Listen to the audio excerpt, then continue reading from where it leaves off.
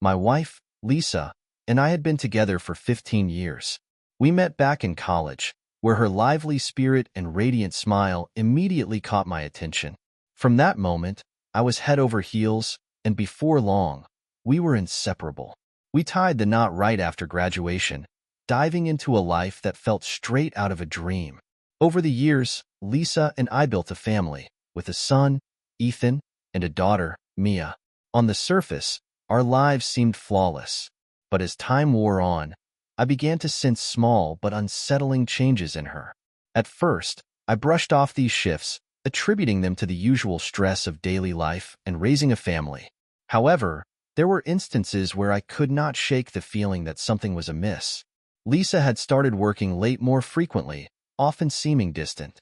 She used to be so engaged with the kids and me, but now it felt like work, or her thoughts constantly pulled her away. One night at dinner, she barely touched her meal, lost in her own world. Our son Ethan, who was 10 at the time, had been eagerly chatting about his new teacher, Mr. Thompson. Young and enthusiastic, he quickly became Ethan's favorite. Lisa perked up as soon as Ethan mentioned Mr. Thompson, asking more questions than usual about his school day. "Mr. Thompson sounds like an amazing teacher," she remarked, a faint smile crossing her face.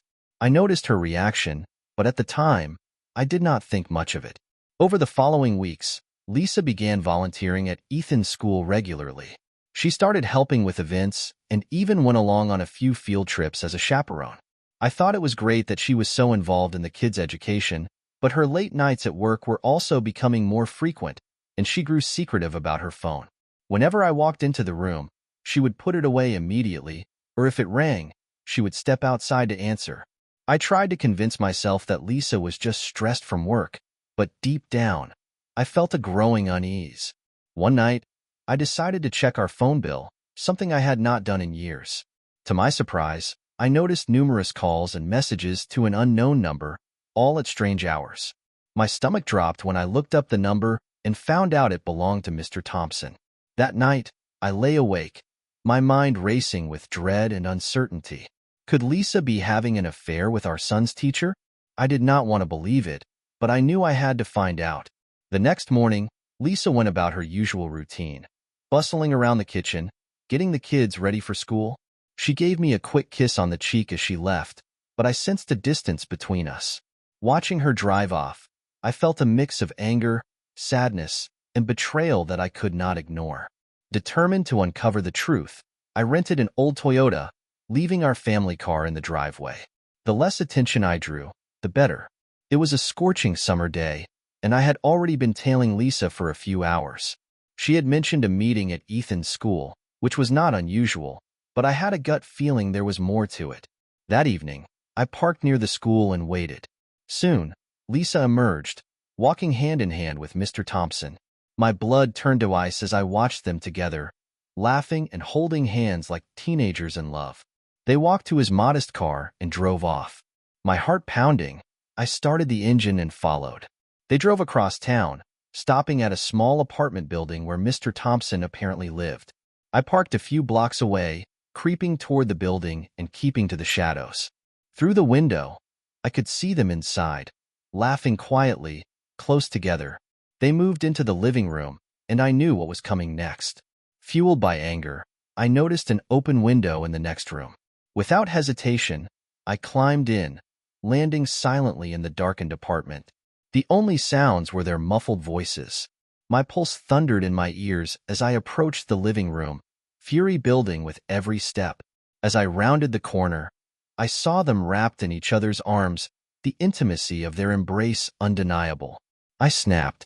Charging into the room, I yelled, "What in the hell is going on here?" They both jumped, shock and fear written on their faces. "Daniel, what are you doing here?" Lisa stammered, stepping away from Mr. Thompson. I did not answer, rage clouding my vision. I lunged at Mr. Thompson, landing a punch squarely on his jaw. He stumbled back, trying to defend himself, but my anger gave me the upper hand. "You think you can just take my wife?" I shouted, throwing another punch. "Daniel, stop!" Lisa screamed, grabbing my arm. "You are going to kill him." But I could not stop.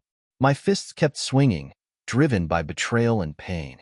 Blood spattered across Mr. Thompson's face as he tried to shield himself. The noise must have alerted the neighbors, because before long, the police arrived. They pulled me off him, gripping my arms firmly. I stood there, breathing heavily, my hands bruised and bloodied, staring at the scene I had created. Lisa stood nearby, tears streaming down her face, a look of horror etched on her features. One of the officers placed a steady hand on my shoulder. "Sir, you need to calm down," he said firmly. They took statements from both Lisa and me while paramedics attended to Mr. Thompson. As the reality of what had happened sank in, I felt a wave of sickness wash over me. I could not bring myself to look at Lisa. The pain of her betrayal was still too raw. The officers led me to their car, and I sat in the back, trying to calm the storm raging inside. Lisa stood on the sidewalk, her eyes filled with something that looked like pleading, but I could not bear to look back. By the time we reached the police station, the initial anger had drained, replaced by a hollow sense of disbelief. The officers took me to a small, dimly lit room where I waited, my mind a twisted mess. I knew I needed to talk to Lisa, to understand why she had done this. After what felt like an eternity, the door opened, and in walked Lisa, with Mr. Thompson beside her. Seeing them together ignited my rage again, but I forced myself to stay calm. Mr. Thompson, still bruised, looked determined, while Lisa's face was set and cold. "I am pressing charges for the assault," Mr. Thompson stated flatly. "This kind of violence cannot be excused." Lisa nodded in agreement, her gaze avoiding mine. "Yes, it was entirely unprovoked. Daniel has always had a temper, and tonight he just lost control," she said, her voice steady yet detached. I could hardly believe what I was hearing. "Lisa, can we talk for a second?" I asked, my voice thick with hurt. She finally looked up, her gaze steeling. "There is nothing left to discuss, Daniel. This is all on you. You never truly loved me or took care of me the way I needed. You pushed me right into someone else's arms." Her words cut deeper than anything physical could. I felt the anger welling up in me once more. If it were not for the police presence, I might have lost control again. "Are you seriously blaming me for your affair?" I asked, barely keeping my voice in check. "Yes, I am," she replied, her tone ice cold. "You were never there for me, and when you were, you felt miles away. I needed someone to love me, and you failed." I clenched my fists, my knuckles turning white as I fought back the urge to scream at her, to somehow shake her out of this warped reasoning. "How could you do this to our family, to Ethan and Mia?" I wanted to yell, but I knew it would not do any good. The investigator entered, breaking the tension, and took a seat at the desk. "All right, let us go over everyone's statements," he said, taking control of the situation. Mr. Thompson began to speak, painting me as the aggressor and stretching the truth to its limits. He broke into my apartment and attacked me without warning. "I was just trying to look out for Lisa," he claimed, his voice trembling slightly. Lisa nodded in agreement, backing him up. "Yes, it is true. Daniel just lost his mind. We were only talking, and he attacked Mr. Thompson out of nowhere." Each word felt like another stab in the heart. I could not believe that Lisa was siding with him, making me out to be the villain. As much as I wanted to shout my side of things, I knew it would only worsen the situation. The investigator jotted down notes, his face giving nothing away. "Thank you both for your statements. We will process this and submit it to the court," he said, casting me a brief glance filled with a touch of pity. Lisa and Mr. Thompson left the room, leaving behind a void that quickly filled with despair. I watched them go, my heart sinking under the weight of anger and sadness. The investigator turned to me. "You will be staying here overnight while we work things out," he said with a firm but understanding tone. I was led to a holding cell, the cold metal bars a sharp reminder of how far my life had unraveled. As I lay on the hard bench, I could not stop replaying Lisa's words in my mind. She had twisted everything, blaming me for her betrayal, each accusation cutting deeper. The morning light brought a cold dose of reality. I heard the cell door open and looked up to see my brother, Mike, standing there with a grim expression. "Daniel," he began, his voice thick with emotion, "I have some bad news. Mom had a heart attack early this morning. She did not make it. His words hit me like a sledgehammer, knocking the wind out of me. No? How? Why? I managed to say, barely able to process his words. She heard about you being locked up. It was too much for her, Mike explained, his eyes swollen with tears. It happened around 5 this morning. I came as soon as I could. I will handle the funeral arrangements, but you need to focus on this teacher. I nodded weakly, my mind spinning from the weight of everything. The guilt was overwhelming, knowing my actions had contributed to her passing. Mike placed a hand on my shoulder, giving it a comforting squeeze before leaving to handle the arrangements. As he exited, the investigator entered, his face filled with a mix of sympathy and professionalism. Daniel, I am sorry to hear about your mother, he started, his tone respectful. Regarding Mr. Thompson's statement, here is what will happen. He has pressed charges for the assault. Given the injuries and circumstances, you could be facing a significant penalty. I took a deep breath, trying to steady myself. What does that mean? It could mean jail time, the investigator replied. It will depend on how the court assesses the situation. However, there are factors in your favor. Your wife's infidelity could be seen as provocation, and you have no prior record. These could lessen the sentence or lead to an alternative, like probation. I nodded, still trying to process everything. And my wife? He sighed. The court will take her statement as well. Since she corroborated Mr. Thompson's version of events, it is not looking great for you. But we will make sure the full story is presented. I leaned back against the cold wall, feeling utterly drained. What happens now? We will set a hearing, he explained. In the meantime, you will be released on bail, but you must stay away from Mr. Thompson and follow any court orders. When I was finally released, Mike was waiting outside the station. He hugged me tightly, and for the first time in a long while, I felt grounded again. As we walked to his car, the weight of the road ahead hit me. It would be a long, painful journey, but I knew I had to face it for my mom, my children, and myself. That evening, we went to our cousin Sarah's house, and I arranged for the rented Toyota to be returned, as I had left it in the station's lot. Inside the house, the smell of breakfast lingered in the air. Lisa was in the kitchen, making breakfast for the kids, who were still asleep upstairs. Watching her move around the kitchen as if nothing had happened stirred a storm of emotions within me. Part of me wanted to confront her right there, while another part questioned if it was even worth it anymore. Taking a steady breath, I stepped into the kitchen, with my brother, Mike, following silently behind, standing by the door. Lisa, I started, my voice tight with emotion. I do not even know if there is a point to this, but why did you side with Thompson so quickly? She turned to face me, her expression hard to read. Because it is the truth, Daniel, she replied simply. I do not love you like I used to. I wanted to cut off all communication. Her words hit me like a physical blow. Anger surged within me, but I forced myself to remain composed. So, after all these years, you just want to end things? I asked, struggling to keep my voice level. She nodded, her gaze unwavering. Yes, I am sorry, Daniel, but I cannot pretend anymore. I clenched my fists, struggling to control the anger boiling inside. Fine, I muttered through gritted teeth. Let's make it clear. We are done? I will help Mike with Mom's funeral, and then we can deal with the divorce. Lisa nodded again, and I turned away, unable to stand the sight of her. Mike placed a supportive hand on my shoulder. Let us just get through today, he said softly. There is a lot we need to handle. With that, we left the house and drove to our family's country home, where Mom had lived. As we traveled down the winding roads, I could not help but wonder if it would have been better to skip stopping at my house altogether and head straight here to focus on the funeral arrangements. Once we arrived, we immediately started planning for the funeral. It was a somber event, filled with the usual rituals and condolences from friends and family. Lisa did not attend, which, while expected, still hurt deeply. Her absence was a harsh reminder of the widening gap between us. After the funeral, I returned home to find the divorce papers already prepared and waiting on the table. While it did not surprise me, it still stung. Well, looks like you took care of everything already? I asked sarcastically, unable to hide the bitterness in my voice.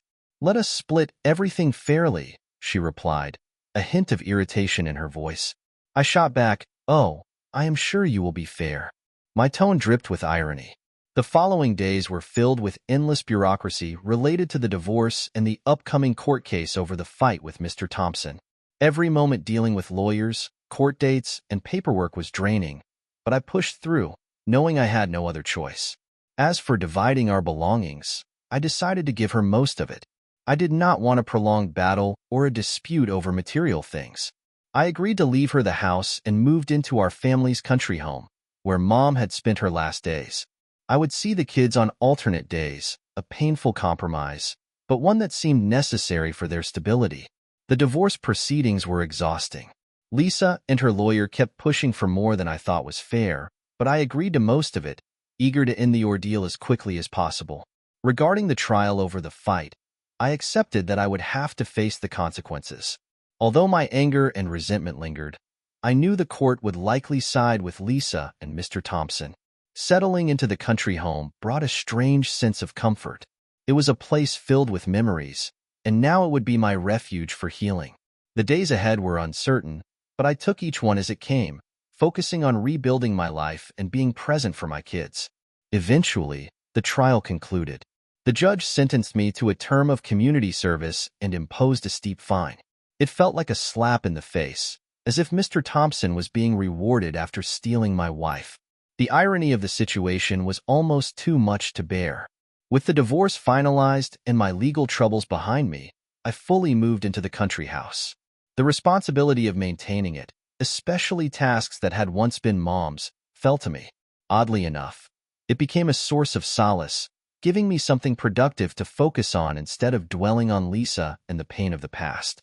But peace was short-lived. One afternoon, I got a frantic call from Lisa. Our daughter, Mia, had been playing at the park when she darted into the street. Distracted by her phone, Lisa had not noticed in time, and Mia was struck by an SUV. She was rushed to the emergency room, and Lisa's panicked voice sent my heart into a tailspin. I dropped everything and raced to the hospital, pushing the car to its limit. When I arrived, Lisa was in the corridor outside the emergency room, looking devastated, tears streaming down her face. A part of me wanted to lash out, to lay all the blame on her, not only for the divorce but also for her failure as a mother. I wanted to confront her, to release the anger that had been building up inside me. Lisa seemed to sense my frustration and kept her distance, her tear-filled eyes silently pleading for understanding. I could not bring myself to speak. The minutes dragged on as we waited for an update on Mia's condition. Finally, after 5 agonizing hours, a surgeon emerged. His expression was serious, but held a glimmer of hope. "Your daughter is stable for now," he told us. "However, she will need a hip bone prosthesis to support her recovery and overall function. The surgery is costly." His words hit hard, and I could feel my anger flare up even more, but I held back, clenching my fists as I absorbed the reality of what had happened. I wanted to scream at her for failing to protect our daughter, but I held back, knowing that anger would not help Mia. We needed to focus on finding a way to pay for the surgery. The surgeon explained that Mia would need rest, and that visits were not allowed for the time being. I nodded, feeling a mix of relief and frustration. As we left the hospital, I offered to drop Lisa off at her place. The drive was silent, the weight of our situation hanging heavily in the air. When we arrived, I finally broke the silence. "We need to think about the next steps," I said, my voice cold and detached, "and figure out where we're going to get the money for the prosthesis." Lisa looked at me, her eyes filled with guilt and sadness. "I'm sorry, Daniel," she whispered. I did not respond, watching her get out of the car and walk to her door. As I drove back to the country house, a wave of exhaustion washed over me. I had to find a way to pay for Mia's surgery, and fast. The thought of seeing my daughter suffer was unbearable. Back at the house, I sat down at the kitchen table, my mind racing with possible solutions. Suddenly, I remembered something Lisa had once mentioned about Mr. Thompson having a wealthy relative in Europe who owned a car dealership. This man would certainly have the money we needed for Mia's hip prosthesis. It was a long shot, but I was desperate. I picked up my phone and called Lisa's number. It rang several times with no answer. How could she sleep when our daughter was lying in a hospital bed? Frustration and anger bubbled up as I thought about our limited options. Around 8 in the morning, my phone rang. It was Lisa, finally calling back. "What is it, Daniel?" she asked, her voice groggy. "I have an idea," I said without preamble. "Mr. Thompson has a wealthy relative in Europe. We need to ask him for the money for Mia's prosthesis." There was silence on the other end of the line. "Lisa, did you hear me?" I prompted. "Yes, I heard you," she replied finally, her tone hesitant. "We need to meet and talk about this in person," I insisted. "All right," she agreed, sounding reluctant. We arranged to meet at a cafe in the city. When we met, Lisa looked uneasy. I could tell something was off. "Why are you so unhappy about this opportunity?" I asked, my patience wearing thin. She avoided my gaze, fidgeting with her coffee cup. "It's complicated, Daniel," she said quietly. "What is the problem?" I pressed. "Why are you dodging my question?" She sighed, her shoulders slumping. "Since you left and we started living separately, my relationship with Mr. Thompson has worsened. Things between us have gone downhill. It is not certain that he will agree to help us for Mia's sake." Her words hit me like a punch to the gut. "Are you serious?" I asked, my voice rising. "You are telling me that the man you chose over our family will not help save our daughter?" Lisa looked away, tears welling up in her eyes. "I don't know, Daniel. I just don't know." I could not believe what I was hearing. "You have to make him help us," I said, my voice shaking with emotion. "You owe this to Mia. You are the one who wrecked everything." My outburst drew the attention of other patrons in the cafe. Lisa flinched at my words, her face showing a mix of guilt and fear. "Daniel, please, calm down," she pleaded. "Calm down?" I shot back. "How can I be calm when our daughter's life is at stake? You need to do whatever it takes to get the money from his relative. This is your mess, and you need to fix it." Lisa's face turned pale, and it was clear she regretted ever mentioning Mr. Thompson's wealthy relative. She seemed to grasp the gravity of the situation but was reluctant to act, which infuriated me. I leaned in, my eyes locked on hers. "You have to convince him, Lisa, for Mia's sake." She nodded slowly, tears streaming down her face. "I'll try," she whispered. As we left the cafe, I could not shake a sense of dread. Lisa's attitude left me stunned. I had hoped she would show more resolve, more determination to help our daughter. Deciding to stay nearby, I found a cheap hostel close to the hospital and rented a room. It was nothing like the comfort of the country house, but I did not care. My only concern was Mia's well-being. Days passed, and I grew increasingly frustrated with how long it was taking Lisa to resolve things with Mr. Thompson. Then, around noon the next day, my phone rang. It was Lisa. "Daniel, I talked to him. He said no," she told me, her voice trembling. "He also said he thought I was different from who I turned out to be and that he has no reason to help me anymore." Rage surged through me. "What do you mean he said no? After everything, he just refuses?" I spat, barely containing my fury. "Do not come near me, Lisa. If I see you, I swear I might lose control. Just tell me where he is." "He is at his apartment," she replied, her voice barely above a whisper. Without another word, I hung up and drove straight to Mr. Thompson's apartment, my mind swirling with anger and determination. When I arrived, I pounded on the door, fists clenched. No answer. I knocked again, harder, but still nothing. Frustrated, I went around the building looking for another way in. Unlike the last time, all the windows were closed, making it impossible to climb in. Desperate, I spotted a large stone by the roadside, picked it up, and hurled it at one of the windows with all my strength. The glass shattered, and moments later, Mr. Thompson came running out, his face red with anger. "What the hell are you doing?" he shouted. I took a deep breath, forcing my anger under control. "Let's go inside," I said, my voice low and menacing. "We need to talk, and I do not want to start a scene out here."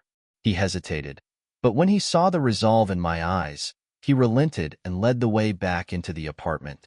As we stepped inside, the tension was palpable. I was ready to do whatever it took to get the help Mia needed. Sit down, I said, fixing him with a cold stare. I commanded, pointing to the living room. He sat down, his eyes wary, while I stood in front of him, trying to maintain my composure. Now, let's talk about how you are going to help us. His defiance only stoked my anger further. You do not get to walk away from this, Thompson. You owe it to Mia to help. I owe you nothing, he snapped back. This is Lisa's mess, not mine. Mr. Thompson still refused to pay, and my patience had run out. I leaned in closer, my voice dropping to a deadly whisper. You may not have the money for a prosthesis, but I can assure you that I have enough to hire a hitman or get a sniper rifle. If you do not help, I will make sure you regret it. Thompson's face turned pale, fear flickering in his eyes. He was naturally timid, and intimidating him was not difficult. Trembling, he pulled out his phone and dialed his wealthy relative in Europe. Despite the time difference, the call was answered almost immediately, as though the man was awake or working late. Hey, it's me, Thompson began, his voice shaky. I need a favor. My sister was in a terrible accident, and she needs a hip prosthesis urgently. I need a large amount of money to cover the surgery costs. There was a pause on the line, and I could tell his relative was concerned, likely because of the close relationship he had with Thompson's sister. How much do you need? Came the concerned reply. Thompson glanced at me, and I signaled the amount with my fingers. He relayed the figure, and without hesitation, his relative agreed to transfer the money immediately. Within moments, the funds appeared in Thompson's account, and he sent the amount to mine. As I received the notification, I knew that this deception would eventually come back to haunt Thompson. His relative would realize he had been lied to, and there would be fallout, but that was no longer my concern. I had what I needed to save Mia. You should know, I told Thompson, that the police might get involved after this, but I do not care. I have what I need now. Thompson's face twisted in a mix of fear and anger. You are going to regret this, he spat. Maybe, I replied coldly, but my daughter will live, and that is all that matters. I left his apartment without looking back, driving straight to the hospital. When I arrived, I handed over the money, and the staff, already prepared for the procedure, sprang into action. Relief washed over me as I watched them ready Mia for surgery. About 40 minutes into the operation, a police squad arrived at the hospital. They found me waiting anxiously in the corridor. I did not resist as they approached. One of the officers spoke calmly. Sir, we need you to come with us. I understand, I replied, standing up, but please, make sure my daughter gets through this surgery first. I have already paid for it.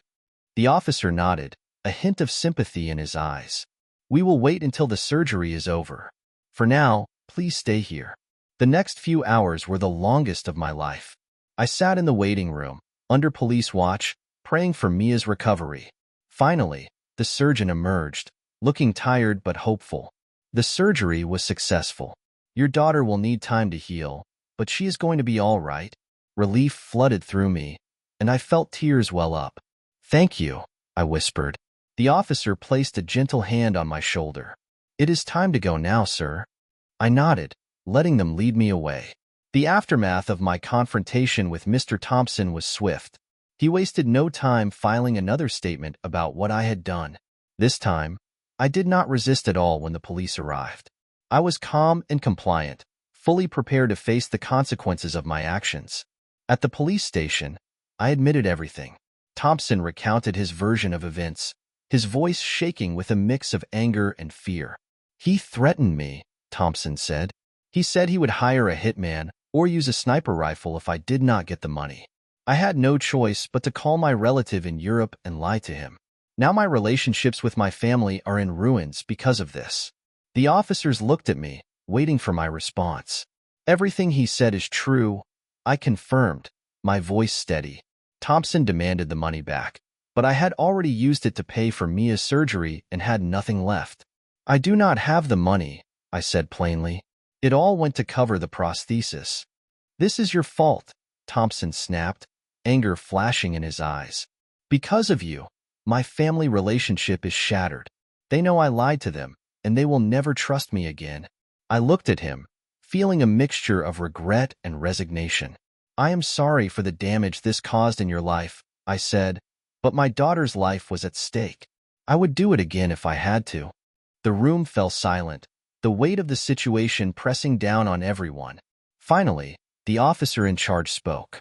Given the severity of the threat and the extortion involved, this is a serious matter. We will forward this case to the prosecutor's office. You will need to stay in custody until we can arrange a court date. I nodded, accepting their decision. As they led me back to a holding cell, my thoughts were solely on Mia. She was safe, and that was all that mattered. The consequences of my actions were mine to bear. Days turned into weeks as I awaited my court date. News of the incident spread, and my reputation took a severe hit. Family and friends were divided. Some understood my desperate actions, while others condemned me for the path I had taken. Lisa, who had been the catalyst for much of this turmoil, visited me once, her expression a blend of guilt and sorrow. "Daniel," she said softly, "I did not want any of this to happen. I never thought things would go this far." "Neither did I," I replied, sadness in my voice. "But we have to live with the choices we made." She nodded, tears filling her eyes. "Mia is doing well," she added. "The doctors are optimistic about her recovery." "That is all I needed to hear," I said, a small smile tugging at the corners of my mouth. "Thank you for telling me." The trial finally came to an end. The courtroom was filled with familiar faces. Mr. Thompson and Lisa sat together, their expressions tense. My brother, Mike, and my father were there too, along with my son, Ethan. The tension in the room was palpable as the judge prepared to deliver the verdict. Standing there, I braced myself for the inevitable. The judge's words echoed in the vast room. "Daniel, for the crimes of extortion and making criminal threats, you are hereby sentenced to a term in prison." There was a collective gasp, but I remained calm. I had prepared myself for this outcome. Soon, the sentence would be carried out, and I would be taken away. Before they led me out, I turned to my father and brother. "Please take care of Ethan and Mia," I pleaded. "I trust no one else to do it. Make sure they know they are loved and safe." Mike nodded, his eyes glistening with unshed tears. "We will, Daniel. We promise." My father, though stoic, placed a reassuring hand on my shoulder. "We will take good care of them, son. Do not worry about that." Finally, I glanced at Lisa. Our eyes met, and for a brief moment, I saw a flicker of the woman I had once loved. She nodded slightly, understanding the gravity of the situation. Despite everything, I felt no more anger toward her or Thompson. That is how the story came to an end, just like my days of freedom. But strangely, it did not scare me at all. What do you think about this story? Write in comments. If you don't follow our channel Cheating Room, you will probably never hear from us again.